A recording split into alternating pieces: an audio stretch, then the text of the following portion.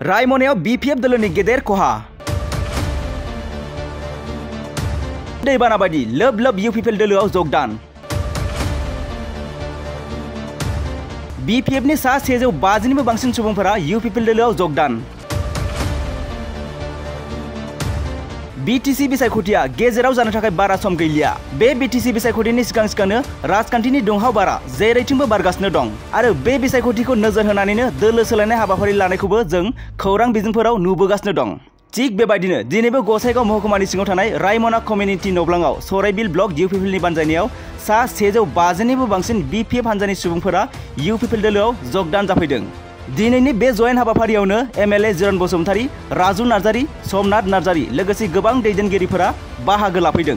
दिनैहाय जोंनि रायमना जे प्राइमारि दङ सराइबिल बीटीसी कन्स्टिटुएन्सिनि सिङाव बेवहाय जोंनि बीपीएफ हान्जानि बड'लेण्ड पिपल्स फ्रन्ट नांगाल हान्जानिफ्राय जोंनि ट्रेक्टर हान्जा इउपिपिएल आवहाय गासै 66 सा मावथिफ्रा इउपिपिएल आव जइन जाफैदों। बिथांमोना दिनै जइन जाफैनानै इउपिपिएल हान्जानि जानानै समाजखौ सेवा खालामलांनो जोंनि बिटिआर आव फिन खनसेबाव इउपिपिएलनि सरकार दानो जोंनि प्रमद बर' सारनि दैदेननायाव नैथि खेबनि थाखाय सरकार दानो थाखाय दिनै सतबांसा लाबाय आरो नोंथांमोना मिथिगौ दिनै रायमना प्राइमारियाव फ्राय माने बीपीएफ हान्जानि मावथि कर्मीफोर बेबायदि गैला। सिगाङावबो जोंनि बीपीएफनि दैदेनगिरि बिथांमोन जोंनि इउपिपिएल हान्जायाव जइन जाफैबाय। जोंनि इउपिपिएल हान्जानि नीति आदर्शखौ मोजां मोननानै आरो प्रमद बर' सारनि मावनाय हाबाफारिफोरखौ मोजां मोननानै दिनै इउपिपिएल हान्जायाव फैजोब्बाय।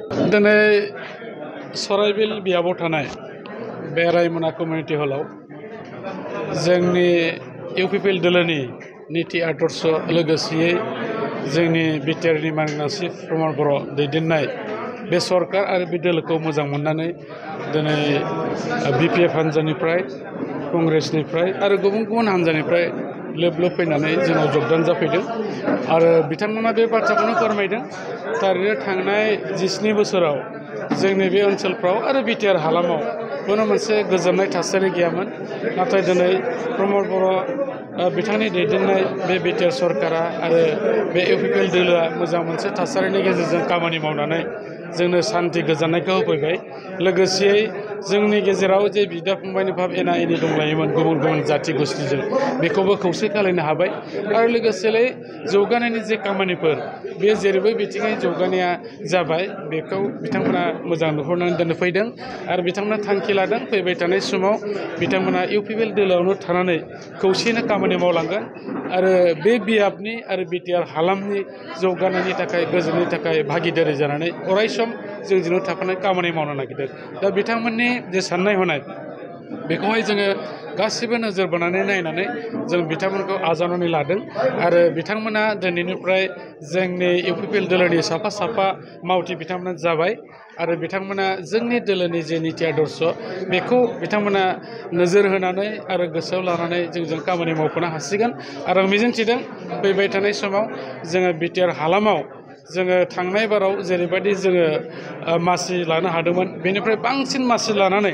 जों हारसिङैनो सरकार दानो हानायनि केपासिटिखौ जों खालामनानै लानो हासिगोन आरो लोगोसे फिन आरोबाव प्रमद बर'आनो जोंनि बिटिआरनि चिफ जानानै बिथाङानो दैदेनबावगोन। जोङो जोंनि जिल्लायाव जिहेतुके जोङो मोनसे गोख्रों मोनसे इउपिपिएल दोलो हिसाबै खामानि मावनो जों थांखि लादों। बेनिखायनो जोंनि थांखिया जाबाय जिहेतुके क'क्राझाराव 12टा मासि दङ बे 12टा मासिनि गेजेराव 8निफ्राय 9टा मासिखौ जोङो एबार मोननांगौनि सार्टआव खामानि मावनो नागिरदों। बेनिखायनो बे जिल्लाखौ जोङो मोनसे क'क्राझार जिल्लानि मिसन हिसाबै जोंनि इउपिपिएल दोलोआ थांखि लादों। जेरैबायदि गुबुन गुबुन जिल्लाफ्राबो जोंनि दोलोआ बे थांखिखौ लादों जोंबो जोंनि दोलोआ बे क'क्राझारखौ बेबायदि मिसन लानानै साबसिनथारै जाहाथे रिजाल्ट एबा फिथाइखौ मोननो हायो बिनि थाखाय खामानि मावनो बे थांखिखौ लानाय जादों। जोबोद गोजोनथाव खौरां दिनै जोंनि सराइबिल ब्लकनि सिङाव थानाय रायमना प्राइमारिनि आन्डाराव टटेल 66 बीपीएफनि गोबां सापर्टार आरो गोख्रों मावथि लोगो बिथांमोना दिनै जोंनि इउपिपिएल दोलोआव जगदान जाफैबाय। जोङो बिथांमोनखौ गोसो गोथारै बरायनानै लायो आरो मिजिंथिदों जे फैबाय थानाय समाव जोङो बिथांमोनजों ज' खामानि मावलांगोन। दा दिनै गुबुन गुबुन हारि माहारिनिफ्राय इउपिपिएल दोलोआव जे जगदान जाबाय थादों, बिनि दारै बेखौनो जोङो बुंनो हायो जे माने फैबाय थानाय 2025 सननि जे बिसायख'थि बिटिसिनि जे इलेक्सन, बेवहाय इउपिपिएल दोलोआ देरहाफिननानै जोङो फिन खेबसे सरकार दाफिनगोन आरो जोंनि बिटिआरनि दानि मानगोनां सीएम प्रमद बर' सारा बिथाङा सीएम जाफिनगोन। रोखा आरो मानो होनोबा दिनै मोनफ्रोमबो हारि माहारिनि सुबुंफ्रा दिनै इउपिपिएल दोलोखौ बजबनानै लानो हाबाय।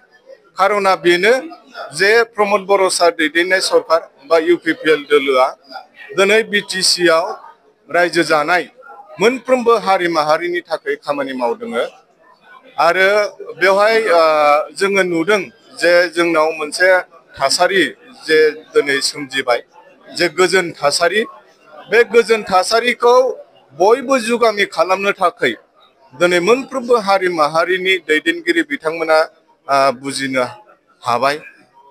गुबुन गुबुन दोलोआव जाय बिथांमोना दङमोन बिथांमोनाबो बुजिनो हाबाय जे दानि जे परिस्थिति, दानि जे बे मोनसे गोजोन थासारि, बे गोजोन थासारिखौ जोङो जुदि जुगामि खालामनांगौबा एकमात्र प्रमद बर' सारनि दैदेननाय सरकार बा एकमात्र प्रमद बर' सार दैदेननाय इउपिपिएल दोलोआल' बेखौ सिरस्थायि खालामनो हागोन।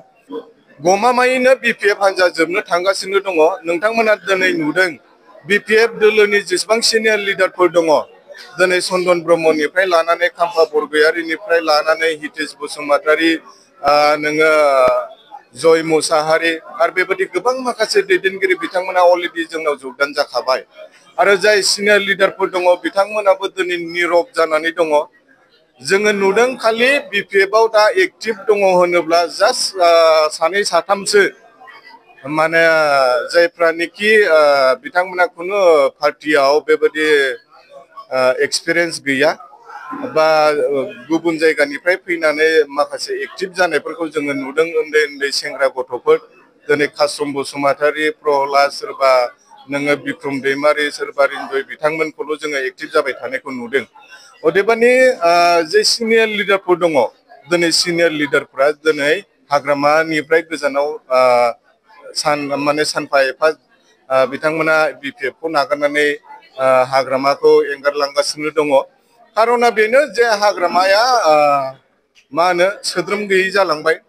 दिनै नोंथांमोना नुदों बिथांनि जे माखासे राव बाहायनायफोर एखेबारे माने सोद्रोम गैयै जाबाय, आब्रुथि गैयै, सोद्रोम गैयै। बिथांनि खुगानिफ्राय जे माखासे सोदोबफ्रा माने ओंखारो बैफोर माने सोद्रोम गैयै जाबाय, जायनि थाखाय दिनै बिपिएफनि सिनियर लिडार बिथांमोना माने लाजिनो हमबाय आरो बिथांमोना सानफा एफा दिनै माने बुजिनानै बिथाङा जे सासे माने फेलियर लिडार जाबाय बेखौ बुजिनानै दिनै बिथांमोना बिपिएफखौ गारनानै इउपिपिएल दोलोआव जयनिं जाफैगासिनो। बिथांनाव दिनै खुनु माने मान सन्मान होनाय गैला। बिथाङा क्षमतानि लबाव दिनै माने जे माखासे सोदोबफोरखौ बाहायो बे माने समाजाव गनायजाथाव नङा।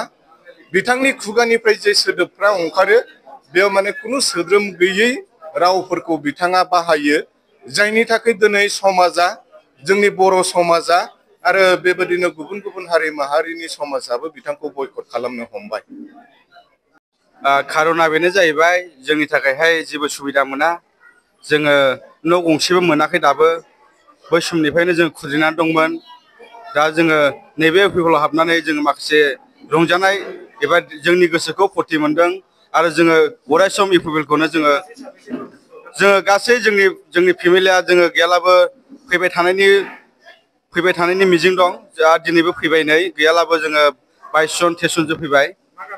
जोङो नैबे टिमेजरा रायमोना बे गामिनिफ्राय जों सफैनाय जादों आरो जोङो सहैबाय थागोन। माखासे हायाबो मोनदों, आंथ' बारा बुजिस्लाबा, आं परदेशआव खामानि मावग्रा, ओंखायनो आङो परदेशनिफ्राय फैनानै नैबे भट होनो थाखाय जोङो सफैबाय। भट होनानै जोङो इउपिपिएलखौ देरहागोन होननानै जोङो आसा आरो मिजिं थाबाय। आंनि बुंनांगौआ एसेनोसै।